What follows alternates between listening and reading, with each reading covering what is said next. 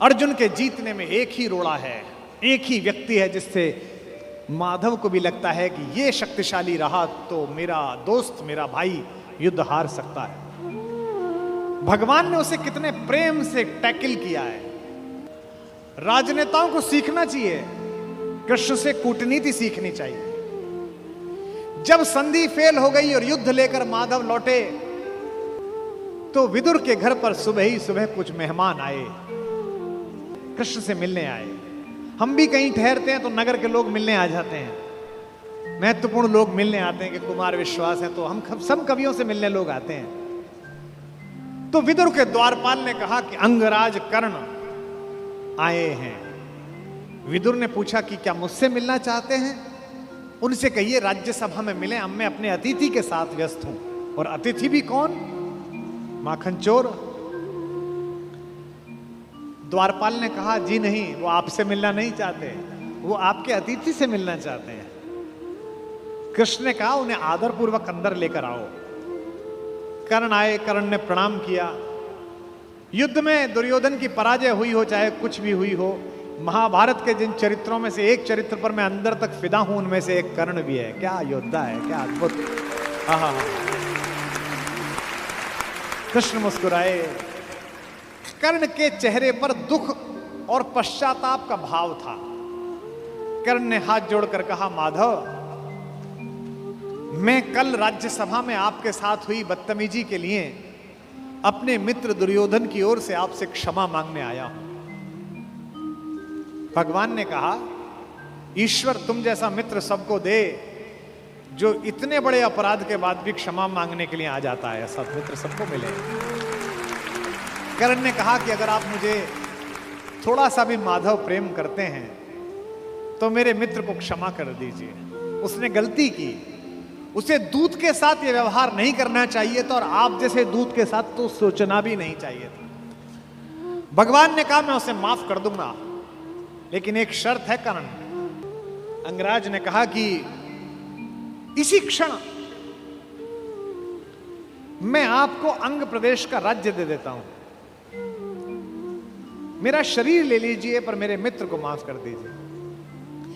कृष्ण ने कहा शरीर देने की इतनी उतावली में मत आओ अंगराज, समय तय हो चुका है, सबको देना पड़ेगा, तुमको भी देना पड़ेगा। सबका तय है। कर सकते हो तो इतना करो, अब मैं वापस पांडवों के पास जा रहा हूं, हस्तिनापुर की सीमा तक मुझे छोड़ के आओ। उसने कहा इससे बड़ा सौभाग्य का होगा कि मैं आपको छोड़ने चलूं। आइए मेरे रथ में बैठिए। कृष्ण ने कहा कि ठीक है, मैं तुम्हारे रथ में बैठ जाता हूं। आपकी कार में कोई बहुत बड़ा आदमी बैठने लगे तो कभी भी ड्राइवर से गाड़ी मत चलवाना। ड्राइवर से कहना तू नीचे उतर, सवार बहुत बड़ा है, अब ड्राइव मैं करूंगा, गाड़ी खुद चलाना सदा। कर्ण ने अपने चालक से कहा कि नीचे उतर, इस रथ पर त्रैलोक्य का स्वामी बैठने वाला है, ड्राइव मैं करूंगा। और कर्ण तो ड्राइवर का ही लड़का है, सूत पुत्र है, उसको तो आता ही है रथ चलाना, वो रथ चालक का बेटा है। कर्ण रथ चलाने लगा। भगवान पीछे से उतरकर कर्ण के पास आकर बैठ गए और थोड़ी देर बाद उसका रथ छोड़कर उसे अपने रथ पर बिठा लिया। वहां भी वही रथ चलाने लगा। अब भगवान ने उससे बातचीत शुरू की। देखिए कितने बड़े कूटनीतिज्ञ हैं ये कन्हैया, दिखते भोले हैं लेकिन परम चालू। इनको पता था कि एक ये आदमी है जो फजीता करेगा, इसका मनोबल तोड़ो। पहली बार कर्ण को यह पता चला जो भेद उन्होंने बताया। हरि बड़े प्रेम से कर धर कर ले चढ़े उसे अपने रथ पर। रथ चला परस्पर बात चली, शमदम की टेढ़ी घात चली। शीतल हो हरि ने कहा हाय, अब शेष नहीं कोई उपाय। कर्ण अब कुछ बचा नहीं, हो विवश हमें धनु धरना है। अब तो हमें यह धनुष उठाना पड़ेगा, क्षत्रिय समूह को मरना है। मैंने कितना कुछ कहा नहीं, विषबाण कहां तक सहा नहीं, पर दुर्योधन मतवाला है, कुछ नहीं समझने वाला है। चाहिए उसे बस रण केवल, सारी धरती की मरण केवल। ये जो अहंकार है कि मैं कुछ नहीं दूंगा, क्या बोला दुर्योधन 5 गांव माने पे? सूच्यग्रम नैव दास्यामि बुना युद्धे न केशव। हे केशव, तुम 5 गांव मांगते हो, मैं सुई की नोक के बराबर भी जमीन नहीं दूंगा। हे वीर तुम ही बोलो अकाम। बिना पार्शल हुए बोलना। कर्ण से पूछ रहे हैं, क्या वस्तु बड़ी थी 5 ग्राम? 5 गांव ही तो मांगे थे, वह भी कौरव को भारी है, मत गई मूढ़ की मारी है। दुर्योधन को बोधूं कैसे, इस रण को अवरोधूं कैसे? सोचो क्या दृश्य विकट होगा रण में जब काल प्रकट होगा। बाहर शोणित की तप्त धार, भीतर विधवाओं की पुकार। निशस्त्र विशस्त्र बिल्लाएंगे, बच्चे अनाथ हो जाएंगे। चिंता में क्या और करूं, शांति को छिपा किस ओट धरूं। सब राह बंद मेरे जाने, अब पासा फेंका। पहले तो माहौल बनाया कि तुम सब मरोगे बेटा, तू भी मरेगा और तेरा यार भी। एक तरीका है बचने का, सब राह बंद मेरे जाने। हाँ, एक बात है, यदि तू माने, देखो कैसे फुसला रहे हैं, तो शांति नहीं जल सकती है, समरागनी अभी टल सकती है। पा तुझे धन्य है दुर्योधन, तू एकमात्र उसका जीवन, तेरे बल की है आस उसे, तुझसे जय का विश्वास उसे। तू संग ने उसका छोड़ेगा, वह क्यों रण से मुंह मोड़ेगा। जब तक तू उसके साथ है वो लड़ाई नहीं छोड़ सकता। बस ऐसा कर, तू उसे छोड़ दे। क्यों? क्या अघटनीय घटना कराल। एक बात बताऊं तुझे कर्ण, एक बड़ी कराल घटना इस खानदान में हो गई है, तुझे पता नहीं है। तू प्रता कुक्षिका, प्रथा मतलब कुंती, तू कुंती कोख का प्रथम लाल। तू कुंती का पहला बेटा है। ये पहली बार कर्ण को स्वयं भगवान श्री कृष्ण ने बताया है, सबसे पहली बार। अच्छा, ये बात पहले भी बता सकते थे कभी, कर्ण तो रोज मिलता था। जब 14 साल का वनवास था तब बता देते, नहीं। अगर तुरुप का इक्का आ जाए तो शुरू में मत फेंको, बचा के रखो, फाइनल टेबल पे काम आएगा। अब कर्ण को बता रहे हैं कि तू तो कुंती का लड़का है, पनसूत अनादर सहता है, कौरव के दल में रहता है, किस्मत के फेरे में पड़कर का प्रेम सदा बसा दुश्मन के घर, निज बंध मानता है पर को कहता है शत्रु सहोदर को। पर इसमें दोष न तेरा है, तेरा कोई दोष नहीं है। अब कहा मान इतना मेरा, अब इतनी मान, चल होकर संग अभी मेरे, जहां 5 भ्राता तेरे। कहते हैं एक काम कर, अब मेरे रथ पे से उतरी मत, अब मैं हाँक रहा हूं और सीधा वहीं जाकर रुकेगा जहां तेरे 5 भाई हैं। जिसको जिंदगी में किसी ने भाई नहीं कहा, जो मां की एक पुकार के लिए जीवन भर तरसा है, उसको जिंदगी का सबसे बड़ा प्रलोभन दे रहा है हमारा कान्हा। क्या कह रहा है? बिछुड़े भाई मिल जाएंगे, सब मिलकर मोद मनाएंगे। कुंती का त्यू ही परम तने ज्येष्ठ, बल बुद्धिशील में परम श्रेष्ठ। और क्या करेगा? पद त्राण भीम पहनाएगा, भीम तेरे को चप्पल पहनाएगा। कैसे कैसे लालच है, कैबिनेट मिलेगी,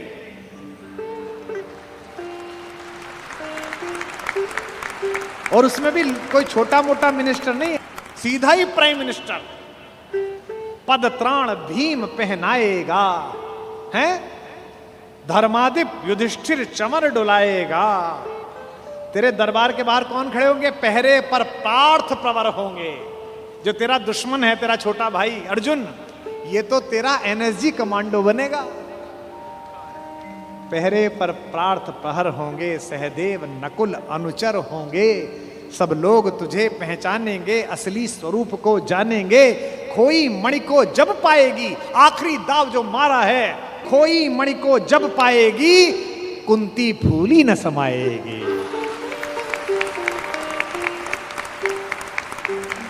क्या लालच है, क्या लालच है। आहा हा हा। कुरुराज स्वयं झुक जाएगा, संसार बड़े सुख में होगा। कोई न कहीं दुख में होगा। सब गीत खुशी के गाएंगे, तेरा सौभाग्य मनाएंगे। और आखिरी में ऐसी बात कहता है, और कौन दुनिया को जो देता है वो भीख मांग रहा है। मेरे कन्हैया को पृथ्वी की आग टालने के लिए भीख मांगनी पड़ी। कुरुराज समर्पण करता हूं, पूरा राज्य कुरुराज समर्पण करता हूं, साम्राज्य समर्पण करता हूं, यश मुकुट मान सिंहासन ले, बस एक भीख मुझको दे दे। कौरव का तज रण शोक सखे, भूखा भावी हर शोक सखे। ये तो कन्हैया हैं जो इतनी स्ट्रेटेजी अपनाते हैं। किस लिए? देखो, ये बड़ा गहरा गणित है, इसको समझो। इस दाव को चलने में कृष्ण का कोई नुकसान नहीं है। अगर कर्ण इधर आ जाता तो महाभारत समाप्त हो जाती। और एक ऐसा योद्धा जो सुबह दोपहर शाम इसी बात की कसम खाता था कि अर्जुन को मारना है, इन पांडवों को मारना है, इसके कलेजे में ये बात डाल दो कि ये तेरे भाई हैं, तो जब युद्ध लड़ेगा तो थोड़ा तो हाथ कांपेगा, थोड़ा तो दिल के अंदर कुछ धुक धुक पैदा होगी। शत्रु की मानसिकता को कमजोर करना, शत्रु की मानसिकता पर प्रहार करना, यह काम है। लेकिन कृष्ण की इस कथा में थोड़ा स्मरण कर्ण का भी कर लो कि उस जैसा कोई आदमी भी पैदा नहीं हुआ जो इतनी सारी चीजों को ठुकरा दे और खुल के कह दे, ए ऋणी कर्ण का रोम रोम, जानते सत्य यह सूर्य सोम, तन मन दुर्योधन का है, यह जीवन दुर्योधन का है। और दो पंक्ति जो कही है कर्ण ने, मैं उसकी दृढ़ता को और उसके समर्पण को प्रणाम करता हूं। सुरपुर से भी मुख मोड़ूंगा, केशव मैं उसे न छोड़ूंगा।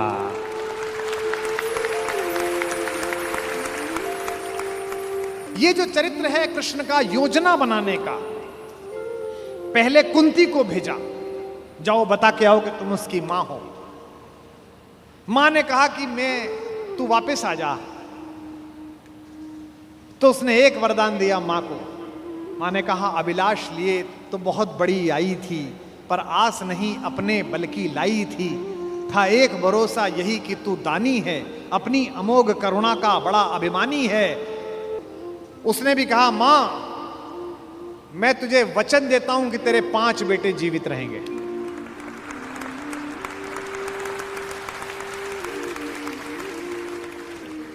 इसका मतलब है कि कर्ण ने कहा कि युद्ध के बाद 5 बेटे जीवित रहेंगे, अर्जुन के अलावा किसी पर हथियार नहीं उठाऊंगा, अर्जुन मिलेगा तो छोड़ूंगा नहीं, अर्जुन मर गया तो युद्ध समाप्त करवा दूंगा, तब भी तेरे 5 बेटे जिंदा रहेंगे। खुलकर कहूंगा ये मेरी मां है। और अगर अर्जुन का दाव चल गया मां, तो तुझे पता और मुझे पता कि हम मां बेटे हैं, तेरे 5 बेटे जिंदा रहेंगे। जा मां, मैं तुझे वरदान देता हूं,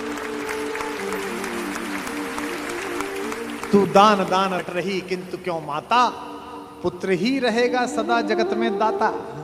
मैं ही देता रहूंगा, दुनिया तो उससे सदा सभी कुछ लेगी, पर क्या माता भी उसे कभी कुछ देगी। मैं एक कर्ण अतएव मांग लेता हूं, बदले में तुझको 4 कर्ण देता हूं। छोड़ूंगा मैं तो कभी नहीं अर्जुन को, तोड़ूंगा कैसे स्वयं पुरातन प्रण को, पर अन्य पांडवों पर मैं कृपा करूंगा, पाकर भी उनका जीवन नहीं हरूंगा। और जिन्होंने महाभारत पढ़ी है उन्हें पता है कि जब कर्ण सेनापति बना, उस दिन उसने 4 पांडवों को 5 बार पकड़ के छोड़ दिया। भीम तो उसके रथ के आगे आके नृत्य करने लगा, गुस्से में रोता हुआ कि मुझे अपमानित करके छोड़ता है, मैं क्षत्रिय हूं, मेरा वध कर मुझे मार दे। और गालियां बकने लगा, तू सूत का पुत्र है, तुझे क्या पता कैसे लड़ा जाता है। भीम के रथ को तोड़ दिया अपने तीरों से कर्ण ने। उसी कर्ण को इन्होंने, जो पीछे खड़े मुस्कुरा रहे हैं, बिना शस्त्र के मरवा दिया। उसके हाथ में कोई धनुष नहीं और मरवा दिया। अर्जुन से कहा, मार, अभी मार। आपको लग सकता है कि ऐसा क्यों हो गया? यही कृष्ण है जो कूटनीति को इस प्रकार नियोजित करते हैं कि उसका तर्क भी साथ साथ देते हैं। रश्मिरथी में मेरे पिता में मेरे बाबा हमारे खानदान के बड़े दिनकर कहते हैं कि विपद में कर्ण को यो ग्रस्त पाकर, सराशनहीन अस्तव्यस्त पाकर, जगाकर पार्थ को भगवान बोले, खड़ा क्या देखता है मौन भोले। सराशन तान, बस यही अवसर यही है, तान मार इसको, घड़ी फिर और मिलने की नहीं है। विषख कोई बाण, बाण कोई गले के पार कर दे, अभी ही शत्रु का संहार कर दे। क्या कह रहे हैं कृष्ण? सोचो क्या कह रहे हैं। धर्म की धुरी लाने वाले, जिन्होंने पैदा होने से पहले यह कहा था कि भैया जब जब धर्म की हानि होगी तब तब मैं आऊंगा। यदा यदा ही धर्मस्य ग्लानिर्भवति भारत अभ्युत्थानम अधर्मस्य तदात्मानम सृजाम्य। हम धर्म की स्थापना के लिए आए हैं और निहत्ते को कह रहे हैं मार मार मार। ये क्या है? ये अधर्म है कि धर्म है? अब मैं तर्क दे रहा हूं कृष्ण की ओर से, जो कृष्ण ने उस समय तर्क दिए होंगे। कहते हैं श्रवण कर विश्व गुरु की देशना यह, विजय के हेतु आतुर ऐषणा यह। सहम उठा जरा कुछ पार्थ कामन, विनय में ही मगर बोला अकिंचन। नरोचित किंतु क्या यह कर्म होगा, मलिन इससे नहीं क्या धर्म होगा। हंसे केशव वृथा हट ठानता है, अभी तू धर्म को क्या जानता है। कहूं जो पाल उसको धर्म है ये, मैं जो कह रहा हूं वो कर। हनन कर शत्रु का सत्कर्म है ये। क्रिया को छोड़ चिंतन में फंसेगा, उलटकर काल तुझको ही कसेगा। ये जो हमको सिखाते हैं कि हम दूसरे की सीमाओं का अतिक्रमण करके घर में जाके ना मार के आए, इनको पूछो कि जिस समय हिंदुस्तान के चौराहों पर बम फटते थे, इनको पूछो कि जम्मू कश्मीर में जाते हुए हमारे सीआरपीएफ के जवानों के मुंह पर मतदान के समय जाते हुए ये लफंगे चांटे मारते थे। इनको पूछो कि पड़ोसी के भीख मिले हथियारों से हिंदुस्तान की मां बेटियों को आतंकित करने वाले और केसर की क्यारी में बारूद भरने वालों को सीमा के अंदर पार घुस के मारा जाए कि ना मारा जाए। देश का एक एक बच्चा कहेगा कि मारा जाए। नहीं जब पार्थ को देखा सुधरते, हृदय में धर्म का टुक ध्यान धरते, समय के योग्य धीरज को संजोकर कहा राधे ने गंभीर होकर। अब कर्ण बोला, हर पापी, हर अनाचारी, हर दुष्ट जिसने दुष्टता में साथ दिया है वो ज्ञान देने लगता है। भूल गया अर्जुन के कौन ज्ञान दे रहा है। अर्जुन के अंदर भक्ति, मनुष्यता, भावना सब पैदा हो गई। नरोचित धर्म का कुछ काम तो लो, बहुत खेले जरा विश्राम तो लो। फंसे रथ चक्र को जब तक निकालूं, धनुष धारण करूं, प्रहरण संभालूं। रुको तब तक चलाना बाण फिर तुम, हरण करना कर सको यदि प्राण तुम। नहीं अर्जुन शरण में मांगता हूं, समर्थित धर्म से रण मांगता हूं। कर्ण कहता है कि धर्म से युद्ध करो। कृष्ण मुस्कुराए कि बेटा अब फंसा के, अब मैं तुझे धर्म समझाता हूं, है ना। उपस्थित देख हो न्यायार्थ हरि को, निहारा पार्थ ने हो खिन्न हरि को। अर्जुन का तो सॉफ्टवेयर हैंग हो गया। इसे मारूं कि ये जो कह रहा है धर्म वो पालूं। और जब सॉफ्टवेयर हैंग हो जाए तो क्या करना चाहिए? जब तुझसे ना सुलझे तेरे उलझे हुए धंधे, भगवान के इंसाफ पर सब छोड़ दे बंदे। खुद ही तेरी मुश्किल को वो आसान करेगा, जो तू नहीं कर पाया वो भगवान करेगा। उपस्थित देख यो न्यायार्थ हरि को, निहारा पार्थ ने हो खिन्न हरि को। मगर भगवान किंचित भी न डोले। अभी तक तो हंस रहे थे, मुस्कुरा रहे थे, करते मार। जैसे ही कर्ण ने धर्म बोला, भगवान के अंदर से आग निकली। कुपित हो वज्र सी यह बात बोले, प्रलापी ओ उजागर धर्म वाले, बड़ी निष्ठा बड़े सत्कर्म वाले। मरा अन्याय से अभिमन्यु जिस दिन, कहां पर सो रहा था धर्म उस दिन।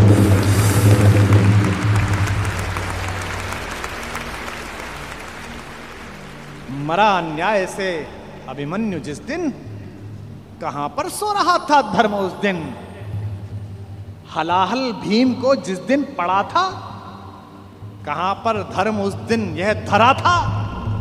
लगी थी आग जब लाक्षा भवन में, हंसा था धर्म ही क्या तब भुवन में। और एक पंक्ति, बेटे पे आ जाए, पत्नी पे आ जाए और मां पे आ जाए तो खून खोल जाता है। अर्जुन का खून खौला रहे हैं भगवान मेरे।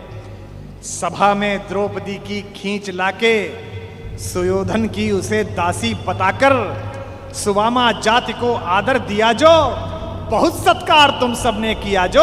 नहीं वह और कुछ सत्कर्म ही था, उजागर शील भूषित धर्म ही था।